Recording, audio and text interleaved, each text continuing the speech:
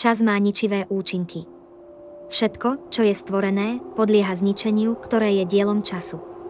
Čas je zastúpením Pána a tiež nám pripomína, že sa musíme Pánovi odovzdať. Pán hovorí ako čas ku každej podmienenej duši. V Bhagavad Gíte hovorí, že ak sa mu niekto odovzdá, zbaví sa problému zrodenia a smrti. Mali by sme preto prijímať časový faktor ako najvyššiu osobnosť božstva stojacú pred nami. Nevyčerpateľný čas, mocnejší ako mocný, je samotný najvyšší Pán, osobnosť božstva. Ako pastier poháňajúci svoje zvieratá poháňa smrteľné tvory ako svoju zábavu. Vesmír je stvorený, aby postupne napravil znečistené duše snažiace sa vykorisťovať hmotnú prírodu. Pán poháňa podmienené duše podľa ich karmy rôznymi stupňami duchovnej nápravy. Pán je teda ako pastier, ktorý poháňa tvory pod svojou ochranou na rôzne pasienky a k napájadlám, aby ich chránil a staral sa o nich. Ďalšou analógiou je lekár, ktorý presúva pacienta vo svojej starostlivosti do rôznych častí nemocnice kvôli rôznym vyšetreniam a liečeniu.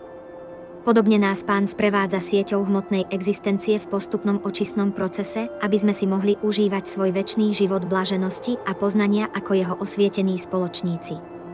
Čas rovnako ako odliv na nikoho nečaká a pokiaľ tento čas, ktorý merajú východy a západy slnka, nebude náležite využitý na realizáciu duchovných hodnôt, bude premárnený zbytočne. Ani jediný premárnený zlomok života nemožno vyvážiť žiadnym množstvom zlata. Ľudský život je živej bytosti daný preto, aby mohla realizovať svoju duchovnú totožnosť a nájsť večný zdroj šťastia. Každá živá bytosť a obzvlášť ľudská bytosť hľadá šťastie, pretože byť šťastný je pre živú bytosť prirodzené. Ľudia však márne hľadajú šťastie v hmotnom svete. Živá bytosť je večne duchovnou iskrou úplného celku a svoje šťastie môže nájsť jedine v duchovných činnostiach.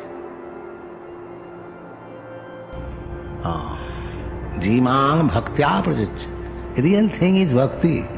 What you can offer to Krishna, everything belongs to Krishna. What you have got? What is your value? And what is the value of your things? It is nothing. Therefore, the real thing is bhaktya. Real thing is your feeling